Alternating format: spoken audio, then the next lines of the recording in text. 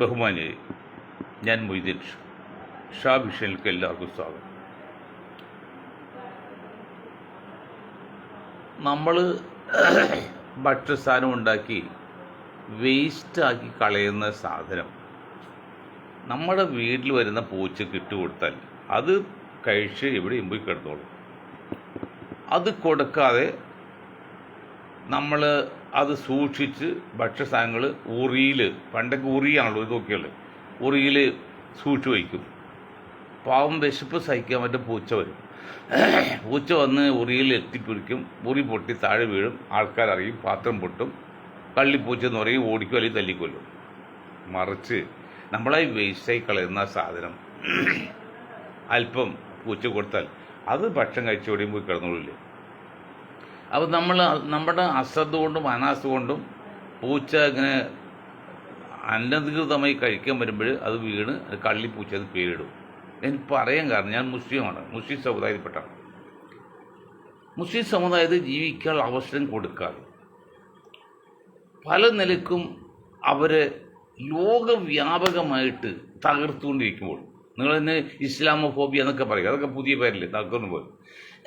അത് അധികം ഇപ്പം എന്നെ പോലെ അതിൽ ക്ഷമയില്ലാത്ത ചില ആൾക്കാർ തീവ്രവാദത്തിൽ കിടക്കും. അതൊരിക്കലും ശരിയാന്ന് ഞങ്ങൾ ഒരിക്കലും പറയില്ല, തീവ്രവാദം ഒരിക്കലും ശരിയല്ല. പക്ഷെ ബുദ്ധി കുറവായതുകൊണ്ടും ക്ഷമശീലം അല്ലാത്തതും തീവ്രവാദത്തിൽ പോകുന്നതാണ്. അങ്ങനെ പോയി കഴിഞ്ഞാൽ അവരെ കുറിച്ചുള്ള കുറ്റങ്ങളില്ല, അവരാണ് മുഴുവൻ ലോകത്ത് കാണും.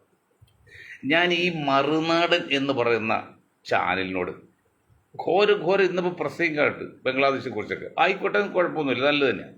പക്ഷേ ആ സിലോണിൽ 2019 മുസ്ലിം നാമധാരികൾ പേര് വന്നുകൊണ്ട് പട്ടാളം തന്നെ പള്ളി നമ്മൾ 2 ചർച്ചിൽ പോയി ആക്രമണം ഉണ്ടാക്കി ആളെ കൊന്നപ്പോഴേ എന്താണ് ഇവിടെയൊക്കെ പറഞ്ഞു നടത്തി? മുസ്ലിങ്ങൾ തീവ്രവാദികൾ അച്ചാന്മാരെ ആക്രമിച്ച്, ക്രിസ്ത്യൻ പള്ളി ആക്രമിച്ച് തന്നെ നെറികെട്ട് രാഷ്ട്രീയ പ്രവർത്തകർ എന്തുമാത്രം മോശമായിട്ട് സംസാരിച്ചു. എടോ മറുനാട, മര്യാദയുടെയും സ്നേഹത്തിൻ്റെയും അംശം അല്പം ബാക്കി ശേഷിക്കുന്നുണ്ടെങ്കിൽ എത്ര ദിവസമാണ് ആ സംഭവം തിരിച്ചു പുറത്തു വന്നിട്ട്? എത്ര ദിവസമായി? നിങ്ങളൊരു അക്ഷരം പോയി മിണ്ടിയോ? ഞങ്ങൾ തെറ്റുപറ്റിപ്പോയെന്നാണ്. അവിടെ പിന്നെന്താണ് നമ്മുടെ ജയശങ്കർ വക്കീലും മറ്റ് ചാനലും ഈ ആൾക്കാരെ നിങ്ങൾ തെറ്റുപറ്റാൻ സ്വാഭാവികമാണ്. മുസ്ലിം സമുദായത്തിൽ ആരായും തീവ്രവാദത്തിൽ പോയി നമ്മൾ സപ്പോർട്ട് ചെയ്യില്ല, അത് വേറെ കാര്യം. തിരുത്തിയോ? തിരുത്തിയില്ലല്ലോ. നിങ്ങൾ എന്ത് അടിസ്ഥാനത്തിലാണ് ഇതൊക്കെ പറയുന്നത്? അതായത് രാഷ്ട്രീയം തന്നെ എടുക്കുക. കേരളത്തിൽ ഞാൻ മുസ്ലിം സമുദായം ചോദിക്കുകയാണ്, നിങ്ങൾ ഇനിയും ഈ 9% വരെ നായുടെയും 10% ക്രിസ്ത്യാനിലെയും വാലായി നിന്ന് നക്കപ്പിച്ച നക്കപ്പിച്ച പിന്നെ സേവനം കിട്ടി ഇനിയും അടിമകളാകാൻ പോകണമെങ്കിൽ മുസ്ലിം സമുദായത്തോട് 40% മുസ്ലിം സമുദായത്തെ ബുദ്ധിജീവികളോടും പിന്നെ ചിന്തകന്മാരോടും ചോദിക്കണം. നിങ്ങൾ ഈ ഭീരുക്കളെ മുസ്ലിം ലീഗിൻ്റെ കൂടെ പോയിന്ന് മുസ്ലിം സമുദായത്തെ ജാമ്യം നിർത്തി ഈ 9% നായിൽ നിന്നും 10% ക്രിസ്ത്യാനിൽ നിന്നും വാലുമായിട്ട് നിന്ന് എന്തെങ്കിലും നക്കപ്പിച്ച് വാങ്ങി ജീവിതം അവസാനിപ്പിക്കുകയാണ് നോക്കണത്. മുസ്ലിം ലീഗിൻ്റെ പോട്ടെ, ആ വശത്ത് നിൽക്കട്ടെ, അവരിങ്ങനെ തിരിച്ചു വരാൻ പറ്റുന്നില്ല. ബാക്കി ഉണ്ടല്ലോ 70% മുസ്ലിങ്ങൾ, 20% മുസ്ലിം അനുഭാവികളോ ലീഗാരുള്ളൂ ഉള്ളൂ. ബാക്കി 70% മുസ്ലിങ്ങൾ കേരളത്തിൽ പുറത്താണ് നിൽക്കുന്നത്. അതിൽ കുറച്ച് കമ്മ്യൂണിസ്റ്റ് ഉണ്ട്, വളരെ കുറച്ചുള്ളൂ, ബാക്കി കോൺഗ്രസിനും മറ്റുള്ള. നിങ്ങളോട് ചോദിക്കുന്നത്, ഈ 9% വരുന്ന നായർ വിഭാഗം കേരളത്തിൽ, 10% വരുന്ന ക്രിസ്ത്യൻ പോകും, ബാക്കി 5% കണ്ണൂർ ക്രിസ്ത്യാനാണല്ലോ. അവർ വാലായി നിന്ന് എന്തെങ്കിലും നക്കാപ്പിച്ച സഹായം കിട്ടി ജീവിതം അവസാനിപ്പിക്കുകയാണെന്ന് പോകുന്നത് എനിക്കൊന്നും പറയാനില്ല. അല്ലെങ്കിൽ ബുദ്ധിയുള്ള ചെറുപ്പക്കാരെ മുസ്ലിം സമുദായത്തിൽ നിങ്ങൾ ശ്രദ്ധിക്കണം. ഞങ്ങൾക്ക് ഈ പറയുന്ന വാക്ക് ജീവിതം ഒഴിഞ്ഞു വച്ചാണ് ഈ തിന്മയ്ക്കെതിരെ നന്മയ്ക്ക് വേണ്ടി, നീതിക്ക് വേണ്ടി. ഞങ്ങളൊന്നും ജീവിതത്തിൽ സമ്പാദിച്ചവരില്ല. അത് ഞങ്ങളിലേക്ക് പ്രസംഗം, പ്രസ്താവന, സംഭാഷണം, അറിയിപ്പും പിന്നെ ഇത് നിങ്ങൾ എന്തേത് ചൂഷണം ചെയ്ത് അത് മനസ്സിലാക്കുന്നില്ല. ഇപ്പോഴും കുറച്ച് പേര് നിശബ്ദമായിരിക്കുകയാണ്. അത് അയാളെ കിടന്ന് പറഞ്ഞോട്ടെ, നമുക്കെന്താ? അങ്ങനെയല്ലടോ. ഞാൻ നിങ്ങളോട് ചെറിയ ഉദാഹരണം പറയാം. Basically I M A teacher. Kerala Congress എന്നത് ക്രിസ്ത്യൻ പാർട്ടിയാണെന്നറിയാം. 99 അഹമ്മദ് തോട്ടത്തിൽ വായിക്കുന്ന 99.9% കേരള കോൺഗ്രസ് ജോസഫ് ഗ്രൂപ്പ്, ഏത് ഗ്രൂപ്പ് എടുത്താലും ക്രിസ്ത്യാനിയാണ്. അപ്പം മാണി ഗ്രൂപ്പ്, ജോസ് കെ മാണി പോയി അതൊക്കെ ശക്തി പോയി. മാണി ഗ്രൂപ്പ് ചോദിക്കുകയാണ് ഞങ്ങൾ 13 സീറ്റ് വേണമെന്ന്. ഒന്ന് ചോദിക്കട്ടെ, നിങ്ങൾ എന്ത് മാനദണ്ഡമാണ് ഈ സഖാക്കളും കോൺഗ്രസ്സുകാരും ഈ സ്ഥാനാർത്ഥിത്വം ഉപയോഗിക്കുന്നത്? എന്താണ് അതിൻ്റെ മാനദണ്ഡം? ബേസിക് ജനസംഖ്യയ്ക്ക് ആനുപാതികമാണ് അതിൻ്റെ ബേസ്, വേറൊരു ബേസും ഇല്ല. ഇനി മെമ്പർഷിപ്പിൻ്റെ അടിസ്ഥാനത്താണെങ്കിൽ നിങ്ങൾ എത്ര കൊടുക്കാൻ പറ്റും? മെമ്പർഷിപ്പിൻ്റെ അടിസ്ഥാനത്തിൽ 25 ലക്ഷം മുസ്ലിങ്ങൾ, 30 ലക്ഷം കോൺഗ്രസ്, ലീഗ്. അപ്പോൾ അവർക്ക് തുല്യമായിട്ട് കൊടുക്കേണ്ടി വരില്ലേ? അപ്പം ബേസിക് മെമ്പർഷിപ്പും അല്ല. ബേസിക് സ്ഥാനം നിർണ്ണയം എന്ന് പറയുന്നത് ജനസംഖ്യക്ക് ആസ്പദമാക്കിയാണ്. ജനസംഖ്യയുടെ എണ്ണമാണ് അതിൽ ബേസ്. അങ്ങ് നോക്കുമ്പോൾ 10% ക്രിസ്ത്യാനികളുള്ള കേരളത്തിൽ അതിലെ ഒരു 10-1 ഒരു അനുഭാവികളില്ല മാണി ഗ്രൂപ്പിൽ. ആ മാണി ഗ്രൂപ്പ് 14 സീറ്റ് വയ്ക്കുമ്പോൾ നിങ്ങൾക്ക് ആകെ അർഹതപ്പെട്ട് 14 സീറ്റിലേ ഉള്ളൂ. 140 സീറ്റ് ഉണ്ടെങ്കിൽ അതിൻ്റെ 10% 14 സീറ്റാണെന്ന് 3-ാം ക്ലാസ്സിൽ പഠിക്കുന്ന കുട്ടിക്കറിയാം. അപ്പോൾ 14 സീറ്റ് ഒന്ന് ക്രിസ്ത്യൻ സമുദായം ആകെ കിട്ടേണ്ട അർഹതപ്പെട്ട സീറ്റാണ്. ആ സീറ്റ് നിങ്ങൾ 10% ഇല്ലാത്ത 10% ഇല്ലാത്ത നിങ്ങൾ 14 സീറ്റ് വെച്ച് പഴയ കമ്മ്യൂണിസ്റ്റ് ആയിരുന്നെങ്കിലോ നിങ്ങൾക്ക് ചന്തിക്ക് അടി കൊണ്ടേനെ.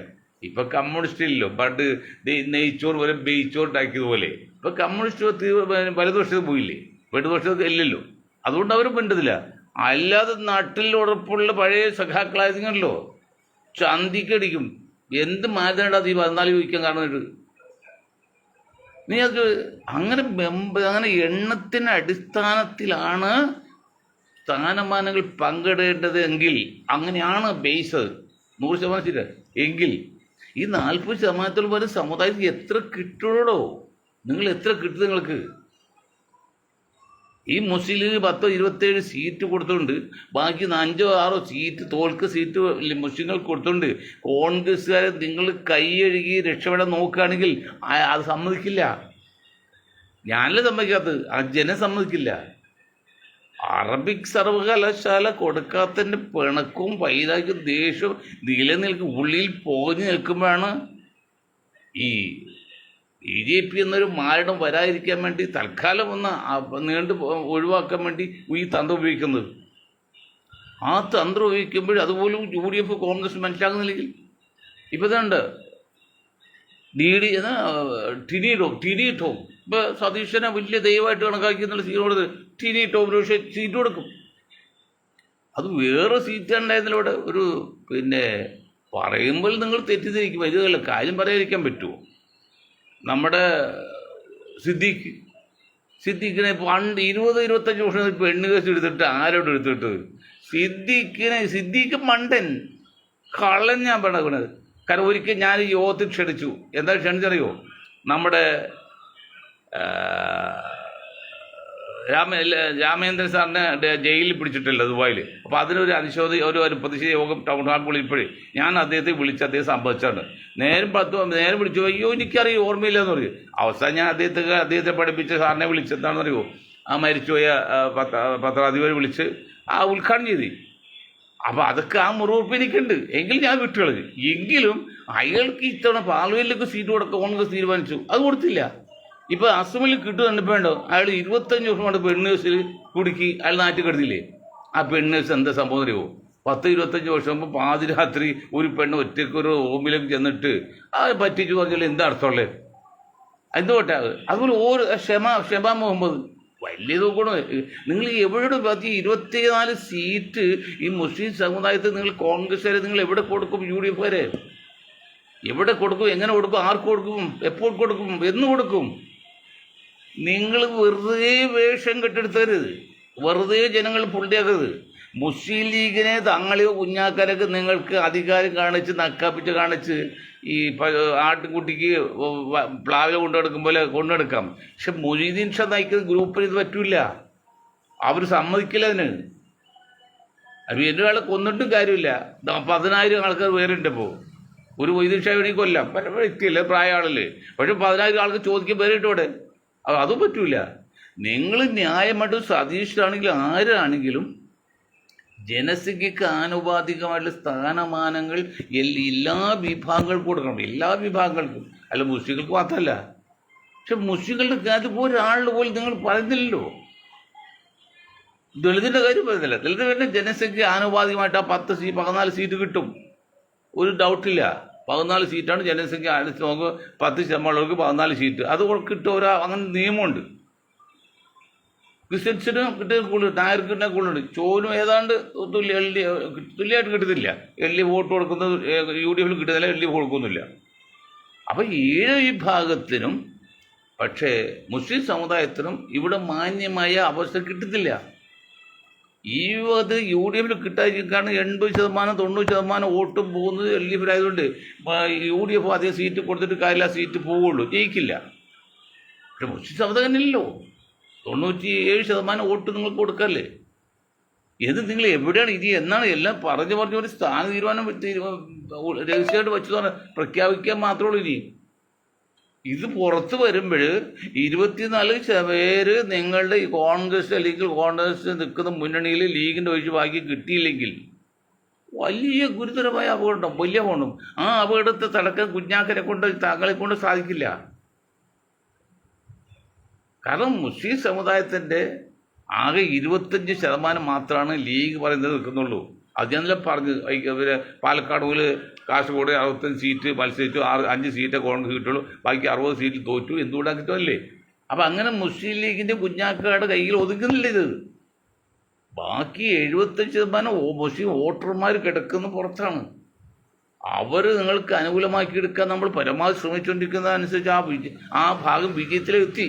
അങ്ങനെ 97% ചെയ്യാൻ തീരുമാനിച്ചിരിക്കുന്നത്. പക്ഷേ ഇപ്പോഴത്തെ നിങ്ങളുടെ നിലപാട് നിങ്ങൾക്കിപ്പോൾ മനസ്സിലാകുന്നില്ല. 10% ഉള്ള ഒരു വിഭാഗത്തിൽ എത്ര സീറ്റ് കൊടുക്കണം? 9% വിഭാഗത്തിൽ സീറ്റ് കൊടുക്കണം. അപ്പോൾ മാക്സ് വന്ന് 14, 12, 26. 26 സീറ്റിലാണ് ഈ ക്രിസ്ത്യാനിക്ക് നായർക്ക് കൊടുക്കാൻ പറ്റുള്ളൂ. അതിന് എത്ര സീറ്റ് കണക്കാണ്ട്? 80 സീറ്റായിട്ട് കണക്കാക്കുന്നുണ്ട്. 80 സീറ്റ് അവർക്ക് കൊടുത്തു. നിങ്ങൾ അധികാരക്കാരെന്ന് നോക്കണ്ട, ഒരിക്കലും നടക്കില്ല. ഈ സമുദായത്തിൽ ബുദ്ധിജീവികൾ, വോട്ടർമാർ, അവർ അത് തെറ്റിച്ചളയും. അവർ വീടാന്ന് കയറി റിപ്പോർട്ട് കൊടുക്കും. ശരിയല്ല, ഇവിടെ വീഴ്ചയുണ്ടെന്ന് വോട്ട് മറിഞ്ഞു പോകും.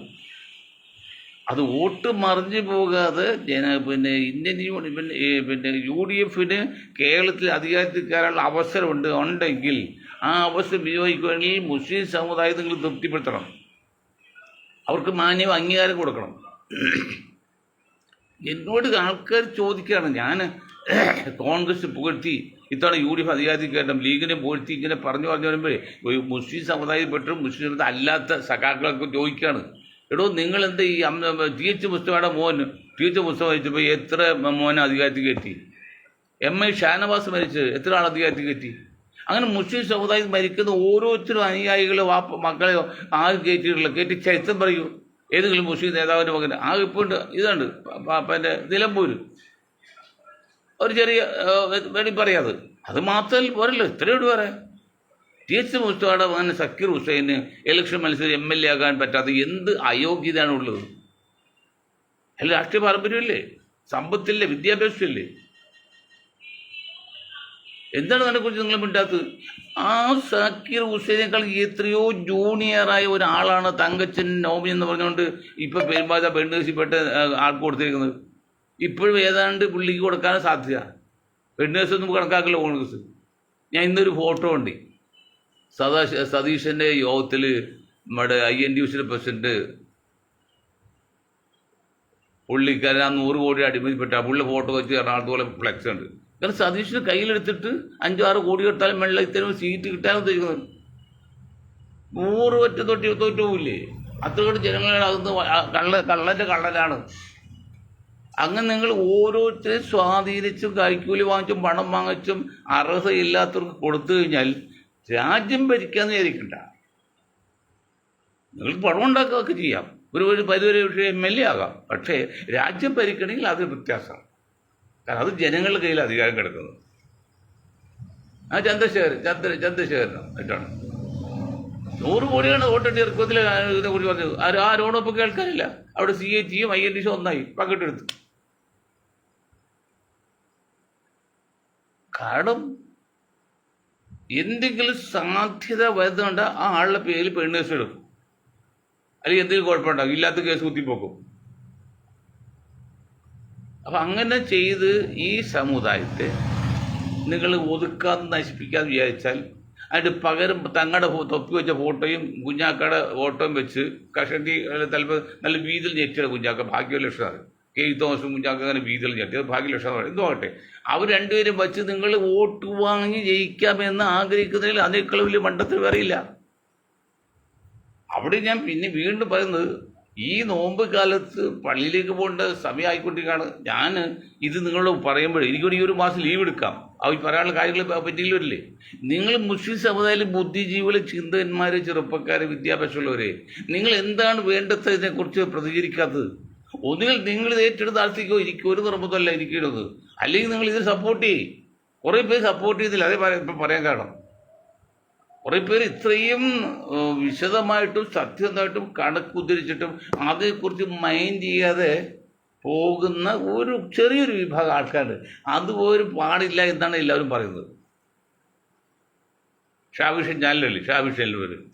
അപ്പോൾ നിങ്ങൾ അത് ഇത് ലൈക്ക് ചെയ്യണം, സപ്പോർട്ട് ചെയ്യണം, അറിയിക്കണം. പിന്നെ വേറൊരു കാര്യം പറയട്ടെ മണിയട്ടവും, ഈ മുസ്ലിം സമുദായത്തിൽ സമ്പന്നന്മാരുടെ കാര്യം പറഞ്ഞിട്ടുള്ളൂ, സമ്പന്നന്മാർക്ക് ഒരു ധാരണയുണ്ട്. വിശക്കുന്നതിന് ഭക്ഷണം കൊടുക്കുക, വിശക്കുന്നതിന് ഭക്ഷണം കൊടുക്കുക എന്ന കാര്യത്തിൽ ഒരു സംശയം നല്ല തന്നെ, അതിൽ ഒരു തെറ്റുമില്ല. വിശക്കുന്ന ആർക്ക് നിങ്ങൾ ഭക്ഷണം കൊടുത്തോ, അതിൻ്റെ അവൻ്റെ സംതൃപ്തി അല്ലെങ്കിൽ സ്നേഹം അറിയിക്കുക, തെറ്റില്ല. പക്ഷേ വിശക്കുന്നതിന് ഒരു നേരത്തെ ഭക്ഷണം കൊടുത്താൽ ആ ഒരു നേരത്തെ വിശപ്പ് മാറി എന്നല്ലാതെ അതൊരു സമൂഹത്തിനും ആ വ്യക്തിക്കോ ഒരു നേട്ടമില്ല. മറിച്ച് ഞങ്ങൾ ചെയ്യുന്നത് ഇപ്പം അങ്ങനെ കൊടുത്ത് ഇപ്പോൾ അനാഥ മന്ദിരങ്ങളുണ്ട് 5-10 വർഷം ബുക്കിങ്ങാണ്. നാളെ എൻ്റെ ഒരു പേരക്കിടാവ് ഇതിൽ മകൻ്റെ മകന് ചോറ് കൊടുക്കാൻ വേണ്ടി 1-2 അനാഥ മന്ദിരപ്പോഴേ അതറിയാം 5-6 കൊല്ലത്തെ കൂടെ ബുക്കിങ്ങാണ്. ഗുരുവായൂരമ്പലത്തിൽ കല്യാണം പോയില്ല, എത്രയോ വർഷം മുമ്പ് വരെ കഴിഞ്ഞാൽ കിട്ടുന്നത്. അപ്പോൾ ഭക്ഷണം കൊടുത്ത് നല്ലത് തന്നെ. പക്ഷെ ഞങ്ങൾ ചെയ്യുന്നതോ, ഉദാഹരണം പറഞ്ഞാൽ മലബാറിൽ അവഗണന പണ്ട് പോലുണ്ട്, ഇപ്പോഴുണ്ട്, ഇന്നതുകൊണ്ടിരിക്കും. അവിടുത്തെ കുട്ടികൾ, മുസ്ലിം ഹിന്ദു എന്നുള്ളതല്ല, അവിടുത്തെ കുട്ടികൾ കംപ്ലീറ്റ് പ്ലസ് ടു കിട്ടിയിട്ടും അവർക്ക് അഡ്മിഷൻ കിട്ടാതെ കരഞ്ഞ് വിഷമിക്കുമ്പോൾ തിരുവിതാംകൂർ അല്ലെങ്കിൽ എറണാകുളം മുതൽ തെക്കോട്ടിലെടുത്ത് കുട്ടികളില്ലാതെ സ്ഥാപനം പൂട്ടി പോകുന്നു. ഇതൊരു വിരോധാഭാസമല്ലിടും. ആ കുഞ്ഞു മക്കളുടെ കരച്ചിൽ കാണാതെ നിങ്ങൾ എത്ര ചോറ് കൊടുത്തിട്ടും എത്ര ധർമ്മം കൊടുത്തിട്ടും എന്താ കാര്യമുള്ളേ? ഞങ്ങൾ തലസ്ഥാനത്തെ സെക്രട്ടേറിയറ്റ് അനക്സ് മാറ്റാൻ പറയും. എന്തൊക്കെ അവർ മാറ്റം വരും. ആ കുഞ്ഞു മക്കളുടെ കണ്ണീരൊപ്പാൻ വേണ്ടിയാണത്. ആ കുഞ്ഞു മക്കളുടെ കാര്യം പറയുമ്പോൾ നമ്മൾ മുസ്ലിങ്ങളൊന്നും പറയുന്നില്ല, മനുഷ്യരുടെ കാര്യം വന്നുള്ളൂ. ഇതിവിടെ എന്തറിയോ, തിരുവനന്തപുരം പറയുമ്പോൾ അത് ഹിന്ദുക്കൾക്കാവണം, അങ്കമാലി കറുകുറ്റി കൊണ്ടുപോകും അത് ക്രിസ്ത്യാനികൾക്കാവും, പിന്നെ മലബാറിൽ മുസ്ലിങ്ങൾ. ഞങ്ങൾ ക്രിസ്ത്യാനിയും മുസ്ലിമും ഹിന്ദു നോക്കിയല്ല, നാടിൻ്റെ ഉണർവ്, നാടിൻ്റെ പുരോഗതി, നാടിൻ്റെ വളർച്ച, മനസ്സിലായി? അതാണ് ഞങ്ങൾ നോക്കുന്നത്. അങ്കമാലി ഞാനത് ക്രിസ്ത്യാനി നോക്കിയിട്ടില്ല. അങ്കമാലി കറുകുറ്റി ആകുമ്പോൾ അവിടെ സ്ഥലം കിടപ്പുണ്ട്, 10-500 ഏക്കർ സ്ഥലമുണ്ട്, ഫ്രീ ആയിട്ട് സർക്കാർ കിടപ്പുണ്ട്. അത് പണിയാൾ 1000 കോടി രൂപ വിദേശ മലയാളി തരും. തൃശ്ശൂർ അപ്പുറത്തേക്ക് മാറ്റി മലബാറിലേക്ക് മാറി ആരോപണം വരും. അത് എല്ലാം കൂടി ഒഴിവാക്കി നോക്കിയാണ് അങ്കമാലി കറുകുറ്റിയുണ്ട്, കൊരട്ടിയുണ്ട്. അത് നമ്മളോട് ക്രിസ്ത്യാനിയോ മുസ്ലിം നോക്കിയിട്ടില്ല. ഇനി അപ്പുറത്തേക്ക് മലബാറിൽ കയറി പറയും അത് മുസ്ലിം ലീഗിനും മുസ്ലിങ്ങൾക്കുമാണെന്ന് പറയും. പക്ഷെ എന്തൊരു തീപിട്ടിക്കുള്ളിൽ ഒരു ജില്ല ഭരണ സൗകര്യത്തിന് വേണ്ടി വിഭജിക്കുന്നത് മുസ്ലിങ്ങൾക്ക് വേണ്ടിയാണ് എന്ന് പറഞ്ഞാൽ എന്താ അർത്ഥം? അല്ല, ആലപ്പുഴ ജില്ല, കണ്ണൂർ അല്ല കോഴിക്കോട് പയ്യന്നൂർ താലൂക്കുണ്ടല്ലോ, ആലപ്പുഴ ജില്ലയേക്കാൾ വലുതാണ്. ആ താലൂക്കൊന്ന് വിഭജിച്ചു, പയ്യന്നൂർ താലൂക്ക്. എത്ര വർഷം കഴിഞ്ഞ? അപ്പോൾ ഇപ്പോൾ തിരൂർ ഒന്ന് വിഭജിക്കാം, അല്ലെങ്കിൽ മലപ്പുറം ജില്ല ഒന്ന് വിഭജിക്കാം. ഇതൊക്കെ പറയുമ്പോൾ ഉടനെ പറയുന്നത് അത് പറ്റില്ല. എന്തടും മനുഷ്യ കോമരങ്ങളിൽ. ഞാൻ ഒരു കാര്യം പറയാം, പരിശുദ്ധ റമളാൻ മാസമല്ല. ഹുമയൂൺ കബീർ, ആരാണ് ഹുമയൂൺ കബീർ? നമ്മുടെ ജോർജ് ഫെർണാണ്ടസിൻ്റെ ഭാര്യ ലൈലയുടെ വാപ്പാണ് ഹുമയൂൺ കബീർ, പശ്ചിമ ബംഗാൾ വിദ്യാഭ്യാസ മന്ത്രി. ആ ഹുമയൂൺ കബീർ അല്ല, പണ്ട് 500-400 വർഷം മുമ്പ് രാജ്യം ഭരിച്ച ചക്രവർത്തി, ഒരു രാജാവുണ്ടായി ഹുമയൂൺ കബീർ. ആ ഹുമയൂൺ കബീർ അല്ലെങ്കിൽ അവർ രാജകുടുംബങ്ങൾ മറവ് ചെയ്യുന്ന ശ്മശാനത്തിൽ തൊട്ടടുത്ത് ഒരു ബാർബർ ഷോപ്പുകാരനെയും അടുക്കിയിട്ടുണ്ട്. ഒന്നും മനസ്സിലാക്കണം, ജീവിതത്തിൽ ഏറ്റവും കൂടുതൽ താഴ്ന്നൊരു വർഗം എന്ന് പറയുന്നതാണ് ഈ ബാർബർ ഷോപ്പുകാർ. ഹിന്ദു പുരാണാണെങ്കിൽ കൊറോമ്പ എന്ന് പറയും. എല്ലാം ഈ കഴുകൻ്റെ എല്ലാത്ത ഇറച്ചിനും കഴിൻ്റെ ഇറച്ചി ആയിരുന്നില്ല തമ്മിൽ കുറവന്മാരുടെ ഏറ്റവും താഴ്ന്നതായതാണ് എനിക്കറിയാം. അങ്ങനെയുള്ള ഒരു ബാർബർ ഷാപ്പുകാരൻ്റെ മയ്യത്ത് തൊട്ടടുത്ത് രാജാവിൻ്റെ ഖബർ തൊട്ടടുത്ത് ഇന്നുണ്ട്, ഡൽഹിയിലുണ്ട്. അതെന്ത് നോക്കിയറിയാം. അതേ സ്ഥാനത്ത് കേരളത്തിൽ പോലും ബീഹാറിലും യു പിയിലൊക്കെ മരിച്ചു കഴിഞ്ഞാൽ ദളിതരായതുകൊണ്ട് ശ്മശാനത്തിൽ കടത്താൻ പറ്റില്ല. അങ്ങനെ ബീഹാറിൽ റോട്ടിലിട്ട് കത്തിച്ചത്. എന്നിട്ട് ബീഹാറിൽ പോകുന്നത് നമ്മുടെ പാലക്കാട്, അവിടെ ബ്രാഹ്മിൻസ് വേറൊരു ഒരു ശ്മശാനത്തിൻ്റെ വേർതിരിക്കുകയാണ്. ബ്രാഹ്മിൻസ് വേണ്ട നായർക്ക് വരെ. ഇതൊക്കെയാണ് ആർഷഭാരത സംസ്കാരം. നമുക്ക് അങ്ങനെയുള്ള സംസ്കാരം എങ്ങനെ യോജിക്കാൻ പറ്റും? ആർഷഭാരത ഋഷിമാരുടെ ഭാരതമാണ്. അത് നല്ല സംസ്കാരമാണ്. 5000 വർഷം പഴക്കമുള്ളൊരു കൾച്ചറാണ് ഇന്ത്യയിൽ. അത് നമ്മൾ അംഗീകരിക്കുകയാണ്. പക്ഷെ ഇതുപോലെ പറഞ്ഞ് ഇതാണ് ഞങ്ങളുടെ സംസ്കാരം എന്ന് അതിൽ പറഞ്ഞ് നമുക്ക് അംഗീകരിക്കാൻ പറ്റും. അവിടെയാണ് വിഷയം. അങ്ങനെ തുല്യനീതി, നീതിക്ക് വേണ്ടി പ്രവർത്തിക്കണം. അത് പ്രവർത്തിക്കുന്നില്ല. നമ്മൾ പ്രവർത്തിക്കുന്നത് നീതിക്ക് വേണ്ടിയാണ്. അപ്പം നമ്മൾ ഇങ്ങനെ അടിച്ചമർത്തപ്പെട്ട ഒരു വിഭാഗത്തെ കാലാന്തരേണ എങ്കിലും ഒരു മാറ്റത്തിന് വിധേയമാക്കാൻ വേണ്ടി ശ്രമിച്ചുകൊണ്ടിരിക്കുമ്പോൾ ആ വിഭാഗം ഉൾക്കൊള്ളുന്ന സമുദായത്തിലെ ബുദ്ധിജീവികളും ചിന്തകന്മാരും വിദ്യാഭ്യാസ സമ്പന്നരും വേണ്ടത്ത് അത് ഉൾക്കൊള്ളുന്നില്ലെങ്കിൽ അതിലേക്ക് വലിയൊരു നീചമായ പ്രവൃത്തി പറയേണ്ടു. അത് ഞങ്ങളുടെ ഭാഷയിൽ പറഞ്ഞാൽ അത് നീചവും നികൃഷ്ടവും നിഷ്ഠൂരവും നിഷ്ഠൂരവുമായ പ്രവൃത്തിയാണ്. എന്തുകൊണ്ടാണ്? നെഹ്റു പറഞ്ഞു വിദ്യാസമ്പന്നരുടെ വർഗീയത വിദ്യ ഇല്ലാത്ത വർഗീയതകൾ ആപത്തുണ്ടാക്കുന്നു. കാരണം വിദ്യ ഇല്ലാത്തവൻ്റെ വർഗീയത ആരോ പറഞ്ഞു കേൾക്കാം, അവൻ ആ പറച്ചു തന്നെ നിന്നു. മറിച്ച് വിദ്യാസമ്പന്നോ അവൻ സ്വയം കണ്ടുപിടിക്കുകയാണ്. അത് അപകടമാണ്. നെഹ്റു പറഞ്ഞ പോലെ വിദ്യാസമ്പന്നരായ ചിന്തകരായ ബുദ്ധിജീവികളെ സമ്പന്നരായ വിഭാഗം ഉൾക്കൊള്ളുന്ന ഈ മുസ്ലിം സമുദായത്തിലെ ആ ഒരു വിഭാഗത്തിൽ ഒരു ചെറിയ ശതമാനം എൻ്റെ ഈ പരിപാടിയോട് യോജിക്കുന്നില്ലെങ്കിൽ ഞങ്ങളുടെ ഭാഷ പറഞ്ഞാൽ അത് നികൃഷ്ടമാണ്, നിഷ്ഠൂരമാണ്, നിഷ്കേടമാണ്, നീചമാണ്. അങ്ങനെ 2 സംഭവം ലോകത്തുള്ളൂ. ഒന്ന്, റോഡ് നടക്കാൻ പാടില്ല, വിദ്യ അഭ്യസിക്കാൻ പാടില്ല, തൊഴിൽ ചെയ്യാൻ പാടില്ല, ചെയ്ത കൂലി ചോദിക്കാൻ പാടില്ല എന്ന് പറഞ്ഞ ഒരു രീതിയുണ്ട് നമ്മുടെ മനുസ്മൃതിയിലനുസരിച്ച്. അതേക്കുറിച്ച് ഞങ്ങൾ പ്രസംഗിക്കും പറയും അത് ഇതുപോലത്തെ ഒരു മോശമായ പ്രവൃത്തിയാണ്. ഇത് രണ്ടുമാണ് ഇതിൻ്റെ മോശം പ്രവൃത്തി. അത് മുസ്ലിം സമുദായത്തിൽ എൻ്റെ സംഭാഷണം കേൾക്കുന്ന യുവാക്കളെ, വിദ്യാസമ്പന്നരെ, ചിന്തകരെ, ബുദ്ധിജീവികളെ, സമ്പന്നന്മാരെ, നിങ്ങൾ ചെറിയൊരു വിഭാഗം മാറി നിൽക്കാതെ നിങ്ങൾ കൂടി സജ്ജമായി ഇതിനെ അനുകൂലിച്ച് ഇത് ചെയ്യണം. പറഞ്ഞു വരുന്നത് അപ്പോൾ നോമ്പ് കാലമാണ്, എല്ലാം ഭക്ഷണം കൊടുക്കാണ്, ഇതൊന്നും ആവശ്യമില്ല എന്ന് പറഞ്ഞാൽ അതിനേക്കാൾ എത്രയോ നേട്ടമാണ് ഈ മലബാറിലെ കുട്ടികളുടെ കണ്ണീരൊപ്പുന്നത്. അങ്ങനെ പ്രവർത്തിക്കുന്ന മൊയ്തീൻ ഷായുടെ പ്രവർത്തിക്ക് ഇത് വേണ്ടി നോമ്പ് കാലം ജക്കാത്തിനെ അമിച്ചു അല്ലെങ്കിൽ എന്തെങ്കിലും സഹായിച്ചു തെറ്റൊന്നുമില്ല. ഞങ്ങൾക്ക് കൈ നിർത്തി ചെയ്യാനൊരു ലിമിറ്റുണ്ട്. ഞങ്ങളുടെ വരുമാനത്തിൽ നല്ല ശതമാനം ചിലവാക്കാണ്. ആയിക്കോട്ടെ, ഇനി സമ്പാദിക്കുന്ന ആർക്ക് വേണ്ടിയാണ്? 2 മക്കൾക്ക് അവർക്ക് അത്യാവശ്യം ജീവിക്കാൻ വഴിയുണ്ട്, കോടീശ്വരൊന്നും അല്ലെങ്കിലും അതാ ചെയ്യുന്നത്. അത് പോരാതെ വരുന്നു. അതുകൊണ്ട് നിങ്ങൾ ദയവ് ഇത് ഞാൻ നമ്പർ പറയാം, 9388077030 എന്ന നമ്പറിൽ ഗൂഗിൾ പേയിലോ അല്ലെങ്കിൽ അക്കൗണ്ട് നമ്പറൊക്കെ ഉണ്ടത് പിന്നീട് അറിയാം. നിങ്ങൾ കഴിയുന്ന സഹായം ചെയ്ത് തെറ്റില്ലെന്ന് പറയാണ്. അല്ല, ഞങ്ങൾ വീട്ടുമുറ്റത്ത് വരുന്ന മുഷ്ടി വസ്തുവെടുത്ത് വരുന്നവർക്ക് കൊടുക്കുള്ളൂ, അവർക്ക് ഭക്ഷണം വാങ്ങിയാൽ കാശ് കൊടുക്കുള്ളൂ എന്ന് പറഞ്ഞാൽ അങ്ങനെ കൊടുത്തു, അതിലും തെറ്റെന്ന് പറയുന്നില്ല. പക്ഷെ അതിനോടൊപ്പം തന്നെയോ അതിനേക്കാൾ ഒരു പടി മുന്നിലുമാണ് ഞങ്ങൾ ചെയ്യുന്ന സേവനം. ഇത് വാസ്തവം പറഞ്ഞാൽ വലിയൊരു സമുദായ സേവനം കൂടിയാണ്. അതിന് അർഹതയുണ്ടതുകൊണ്ടാണ്. അർഹതയുള്ള ആർക്ക് നിങ്ങൾ സഹായിച്ചോ, ആ ജാതി മതം ഒന്നും നോക്കണ്ട. ഇതിന് അർഹതയുണ്ട്. ഞങ്ങൾ ചെയ്യുന്ന പ്രവൃത്തി ഈ മലബാറിലെ കുട്ടികളുടെ കണ്ണീരൊപ്പാനാണെങ്കിൽ അത് നല്ല ദീനിയായിട്ട് പോലും നല്ല ഇതാണ്. നമ്മൾ ചെയ്യുന്ന ഓരോ പ്രവൃത്തിയും ഞാൻ ഒരു കാര്യം പറയും നിർത്താം. നമ്മൾ വീട് വയ്ക്കുന്നുണ്ട്, രമ്യ അതിൽ വാതിൽ വയ്ക്കുന്നുണ്ട്. എന്താണ് വാതിൽ വയ്ക്കുന്നത്? കടന്നു കിടക്കണം, വെളിച്ചം കാണണം, ഉറപ്പ് അടിച്ചു പോട്ടം ശരിയാണ്, ഇതെല്ലാം ശരിയാണ്. അതിന് മുൻപായിട്ട് നിങ്ങളുടെ നെയ്യത്തല്ലി പ്രതിജ്ഞ അല്ലെ ഓത്ത് എന്തായിരിക്കണം? പടച്ചവനെ, ഇത് പള്ളിയിൽ നിന്നുള്ള വാങ്ങുവിളി കേൾക്കാൻ വേണ്ടി ഞാൻ ഇവിടെ വാതിൽ വയ്ക്കുന്നത് ചെയ്താൽ ആ നെയ്യത്തിൻ്റെ കൂലി നിങ്ങൾക്ക് കിട്ടുകയും ചെയ്യും, നിങ്ങൾ കടന്നു കിടക്കുകയും ചെയ്യും, അടക്കുകയും ചെയ്യുക, വായുസഞ്ചാരം ഒക്കെ ഉണ്ടാവും.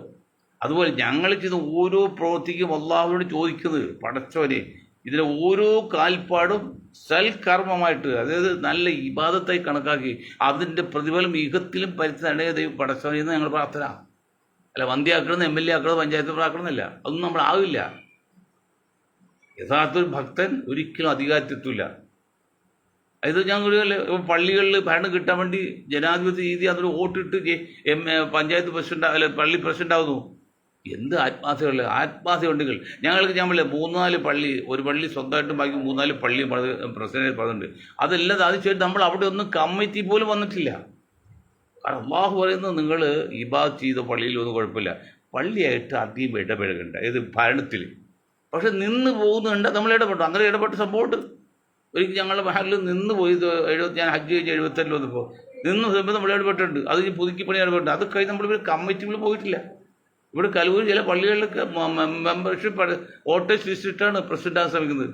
എന്തൊരു വിശ്വാസമാണെന്ന് നോക്കി. അപ്പോൾ അതുകൊണ്ട് മുസ്ലിം സമുദായത്തിലെ ബുദ്ധിജീവികളെ, മറ്റ് ഇതര സമുദായങ്ങളിലെ മനുഷ്യസ്നേഹികളെ, നിങ്ങൾ എൻ്റെ ഈ സംഭാഷണത്തിൽ അനുകൂലിച്ചും എതിരട്ടി പറയാൻ കുഴപ്പമില്ല, അനുകൂലിച്ചും അതിന് ലൈക്ക് ചെയ്തും വിജയിപ്പിക്കണമെന്ന് പറഞ്ഞുകൊണ്ട് ഞാൻ എൻ്റെ വാക്കുകൾ നിർത്താൻ നിങ്ങൾക്ക് ഒരായി നന്ദി ചെയ്യുന്നുണ്ട്.